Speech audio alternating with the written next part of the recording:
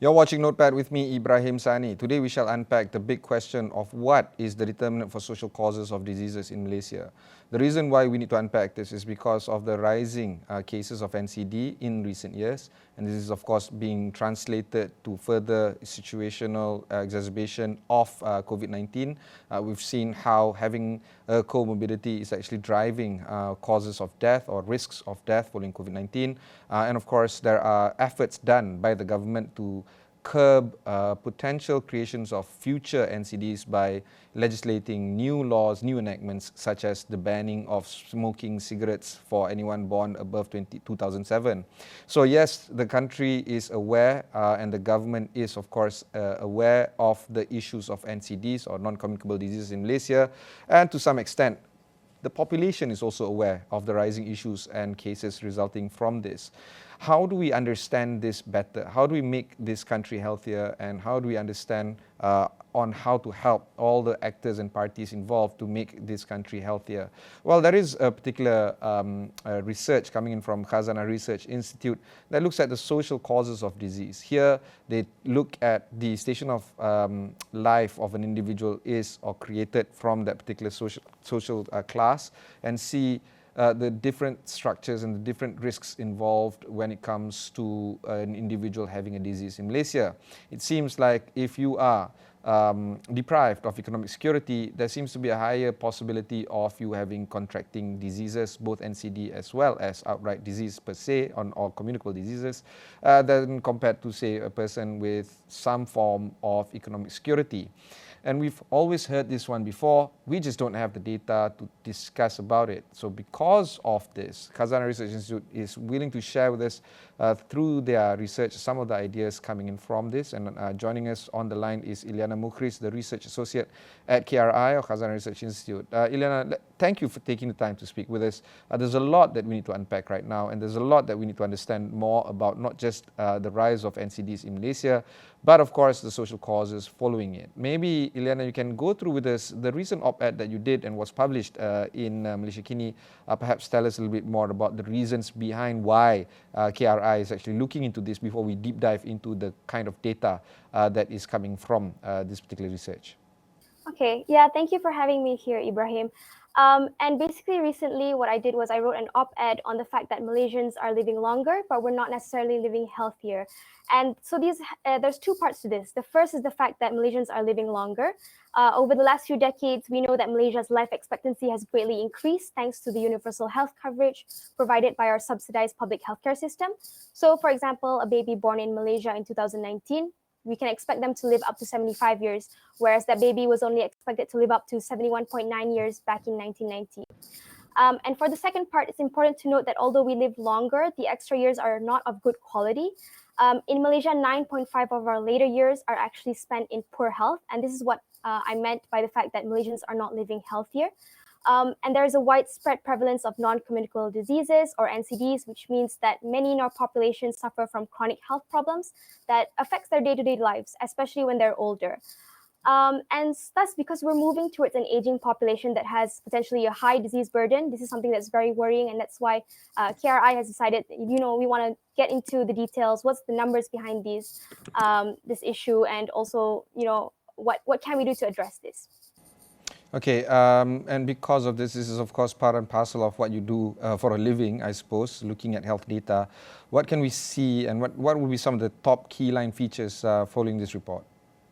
Okay, so I think one of the things that we should really come to terms with is that although we've had a lot of health improvements across the decades because of our relatively universal access to health care, these improvements are not equally enjoyed across the population, and there are significant differences in health outcomes by gender, ethnicity, state, and income. Based on a recent report by KRI called The Social Inequalities and Health in Malaysia, which my article is based on, it was found that people living in states with higher per capita incomes, such as Kuala Lumpur and Sarawak, they have higher life expectancies compared to states with lower per capita incomes, such as Perlis or Kelantan. So a baby boy born in 2020 in Perlis, Terengganu, or Kelantan is actually expected to live 5 years less than a baby born at the same time in, say, Kuala Lumpur or Sarawak. And I think there are definitely differences when you're looking at T20, M40, and B40 groups. So lower income households are less healthy on average. It's apparent that Malaysian adults in the lowest income group, or the bottom 20%, had the highest prevalence of diabetes, high blood pressure, and cholesterol issues. In fact, if we're getting down to the numbers behind this, we can look at some data from 2015, where 20.4% of B20 adults suffered from diabetes, compared to 14.8% of adults in the highest income group, or the T20. Also, 38.3% of B20 adults suffered from high blood pressure, compared to 27.1% of T20 adults.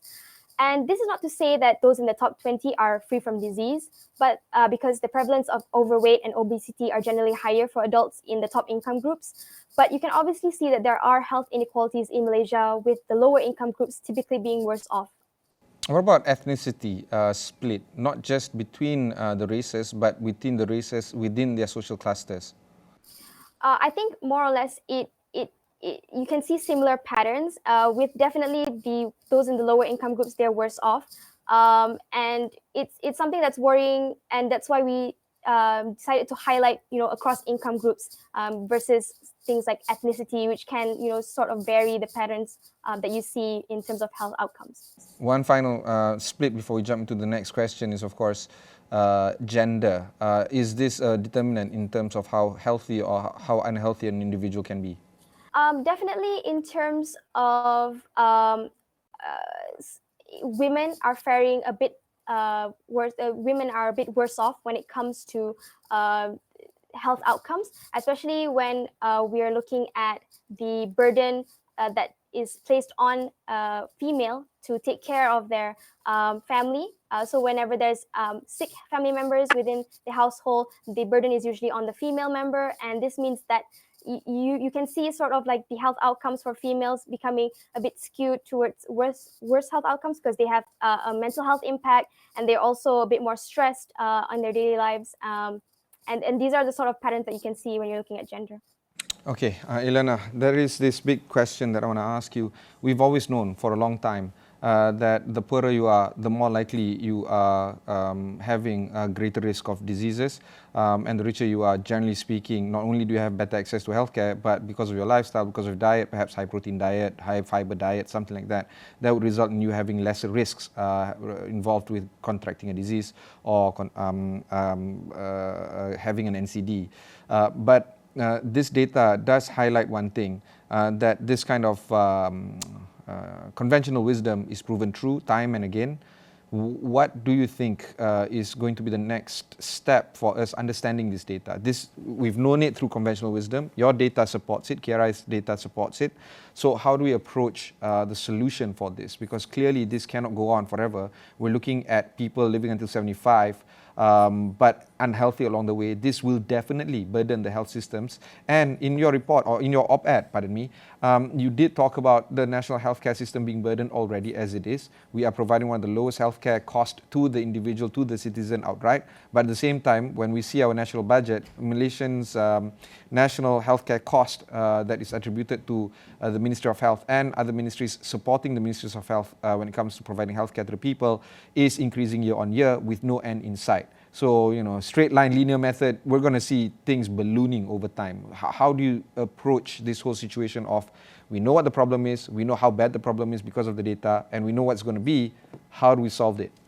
Okay, so I think what's most important for us to understand when we're looking at health inequalities is that provision of healthcare is not enough. We cannot just rely on having access to quality healthcare, and it's necessary, but it's not enough. And this goes into the concept of social determinants of health, which refers to the way people live, grow, learn, work, play, and age, which all influences health outcomes. And this is something that is underlying the socioeconomic differences in health outcomes. Our living conditions are perhaps even more influential in shaping health outcomes than our interactions with the health system, and things like our income and occupation play a big role. The WHO has summarized 3 main things that affect our health outcomes, and this includes the physical environment, health impacting behaviors, and also psychosocial factors. So the physical environment includes like your living and your working conditions. So when you think of housing, it's not normally associated with health, but it actually directly impacts it. And for people who are in lower incomes, they tend to live in overcrowded houses with high density, which increases the risk of spreading infectious diseases. Or when it's prone to damp and mold for poor housing quality, then it's linked to chronic diseases such as asthma. And now, for example, of the psychosocial environment, things like stresses at the workplace or in the aftermath of a pandemic, you can see that these things really exacerbate health outcomes. For example, during the height of the pandemic, many had a blurred line between work and home life balance, with childcare centers closing and parents having to bear the burden of childcare while balancing work as well. And this definitely has an impact on one's overall health, especially mental health. And as you mentioned, disadvantaged people in lower income groups, they are facing more insecurity and stress in their lives, meaning that they're more prone to developing health problems. And when we're talking about the third determinant, which is health impacting behaviors, which are the actions that individuals take that affect their health, you can look at things that can improve health, such as eating or regularly jogging, or actions that can increase one's risk of disease, such as smoking. And those in the lower income groups, they might not have the education or the income to eat healthily or to have the time to actually go and exercise. And in terms of how do we solve these health inequities, there are so many answers to this question, but I'll focus on the solutions that I've highlighted in my article. The first is that we have to begin to come to terms with the fact that non-communicable diseases are a growing issue in Malaysia. And historically, Malaysia has invested in curative care services, or like treatment of diseases.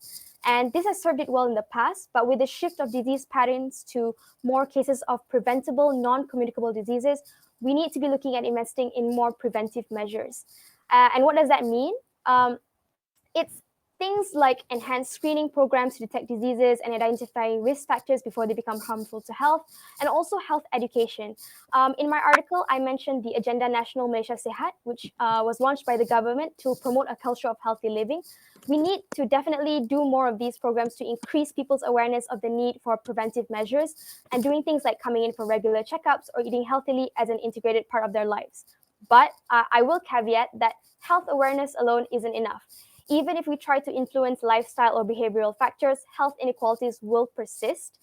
For example, even if more people are, learning more on the importance of going for health screenings, if they still work in unsafe or stressful environments, or they are unable to afford nutritious food, then they're still in a vulnerable state and exposed to occupational and lifestyle hazards. Which brings me to the second part of the solution, which is adopting a health in all policies approach. The government needs to understand that a lot of our social policies have an impact on health, be it education, poverty reduction, work, or even housing. And a lot of these determinants actually sit outside of the healthcare system and thus beyond the Ministry of Health's purview. And while we understand that each ministry has their own scope, their own KPIs, they need to understand that they also have a role in shaping the population's health, which is why we need to have a whole of government approach in designing policies that enable all segments of the population to really take care of their health and make healthy choices. Okay, Ilyana, we'll go for one short break. When we come back, we'll discuss a little bit more with KRI. We'll be right back after these messages.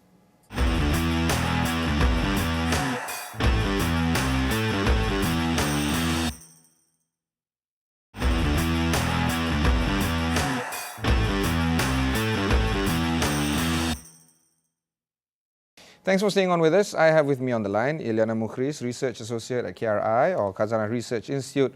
Ilyana, the data that we speak of, say for instance, Malaysians in higher states per capita tend to fare better than lower states per capita, and they tend to have higher life expectancies. But the data can also be misleading in the sense that it doesn't tell the story of, say, urban poverty, for instance.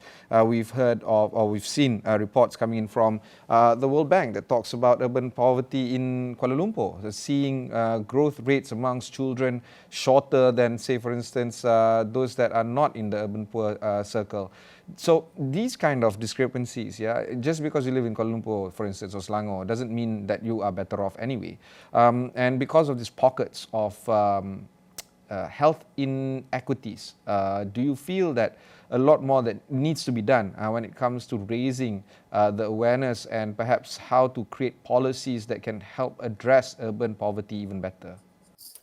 Okay, so obviously, when it comes to urban poverty, access to healthcare isn't necessarily an issue, but we definitely need to stop relying on only the health system to protect the population from health challenges. And I think this doesn't just apply to the urban population, it also applies to rural. But the responsibility of addressing the social determinants of health, it lies on the whole government. And it's about improving the overall quality of life for people so that their health in turn is also positively influenced. So for example, the Agenda Nasional Malaysia Sehat, it's taking a step in the right direction because they're having the direct participation by the housing and the local government ministry, but more initiatives are needed to ensure better policies and practices to promote health and health equity. And some policy examples from around the world includes increasing coverage and having greater generosity of pensions and sickness, unemployment and work accident protection schemes. And countries with these policies in place have shown a higher life expectancy at birth.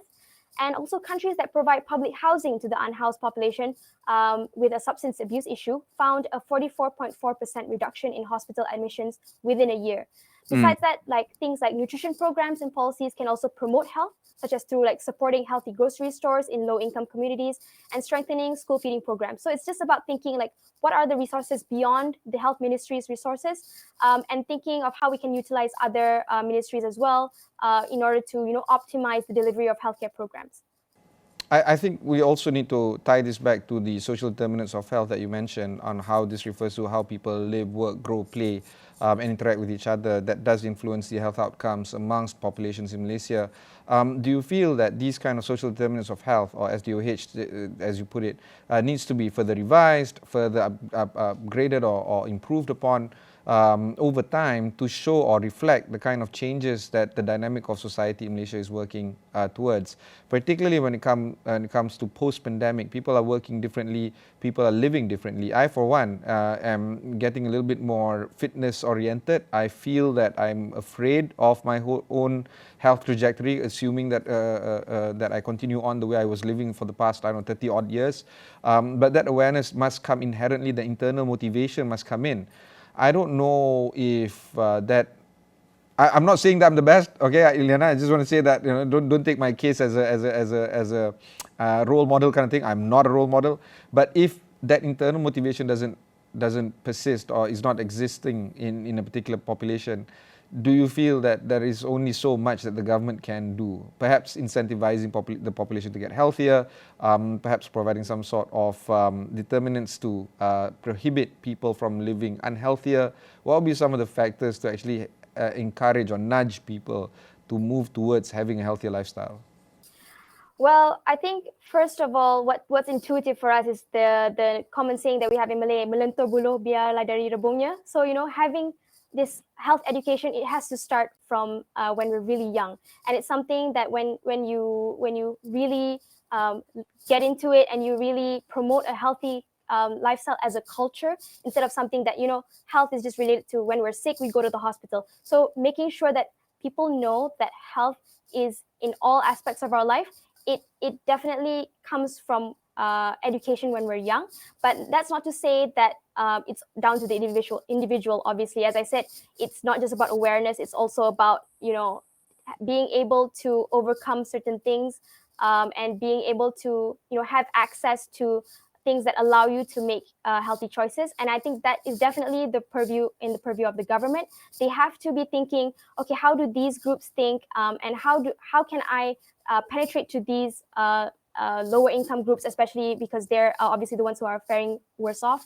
And things like, for example, if we're looking at obesity prevention programs, right? We're looking at a lot of social and marketing campaigns. And sure, the uptake for those who are educated and those who are in high income groups can be high, but you're leaving behind a large demographic of people who, doesn't necessarily understand what it means to prevent obesity and doesn't understand the messaging that's being given out by the government. So definitely more science communication, more communication between the policymakers and the people is important. And you can see from COVID-19 as well, where we didn't know wearing masks could be something that's, people do as a habit now. You don't leave the house without not wearing a mask, and you feel like it's really weird for you to be uncovered, right? So it's something that I think can happen, and it has to be action on a national scale. Okay, one more break before we conclude our conversation with Ilyana Mukhriz of Khazanah.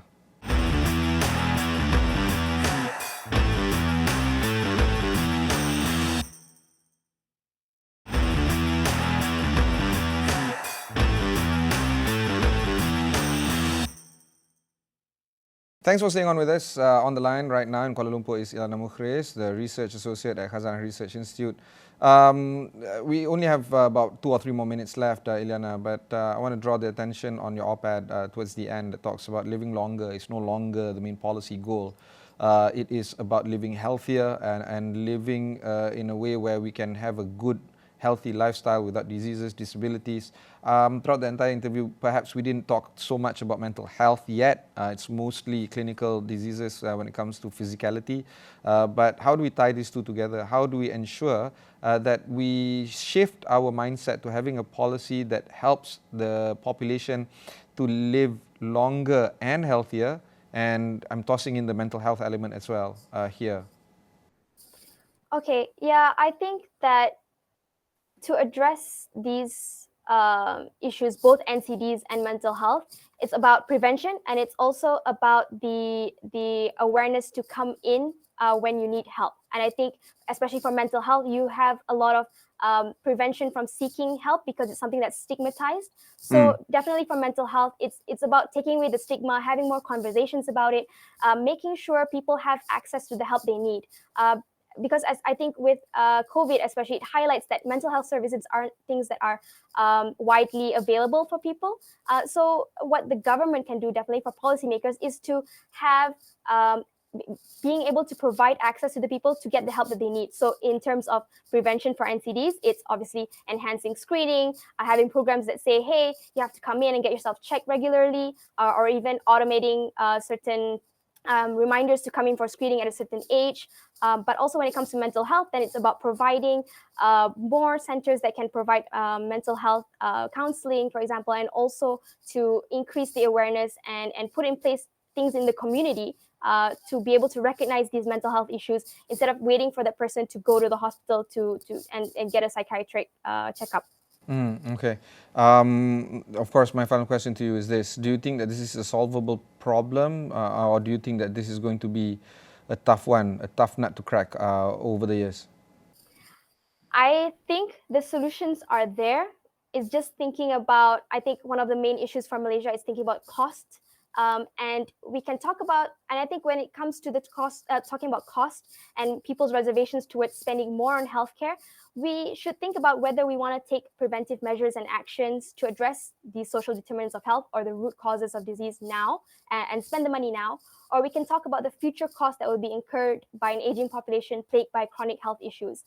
And actually, as I mentioned, it's much more cost effective to prevent these diseases in the first place instead of spending more on treatment. And basically, to quote our current health minister, spending on health should be seen as an investment rather than an expenditure.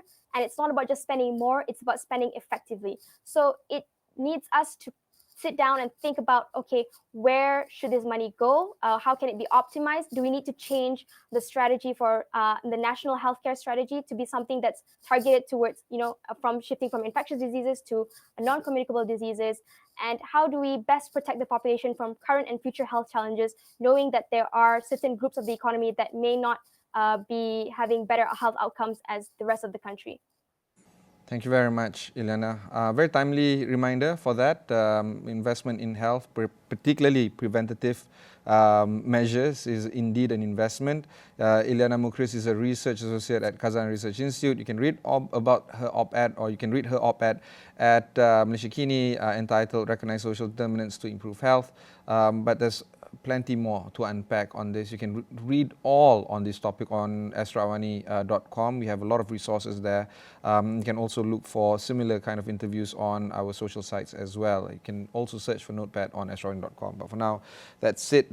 That's all that we have for you. Catch you in the next one.